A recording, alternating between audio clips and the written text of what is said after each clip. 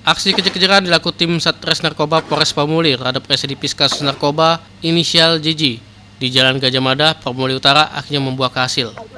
JJ yang berhasil ditangkap langsung digelandang ke Polres Pamuli bersama barang bukti sabu sebanyak 2,67 gram yang ditemukan petugas di genggaman tangannya. Dari keterangan Kasat Narkoba Polres Pamuli, AKP Rudi, JJ warga Jalan Surip, Kelurahan Pasar, Pamuli Utara ini merupakan target operasi antik 2016. Sedemi itu selama ini JJ merupakan pemain narkoba jenis sabu di wilayah Pramuli. Kita tangkap ini TO kita operasi antik 2016.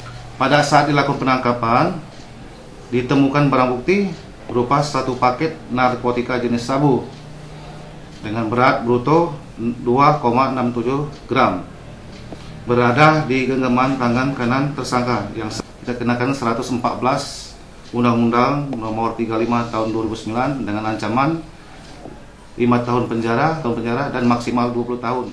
Untuk narkoba jenis sabu itu dewek, diakui JJ didapatkannya dari CC yang ini identitasnya sudah dikantongi pelaku tugas. Atas perbuatannya JJ ini dijerat juru pasal 114 Undang-Undang Nomor 35 Tahun 2009 dengan ancaman hukuman minimal 5 tahun selama maksimal 20 tahun penjara. Anton, PAL TV.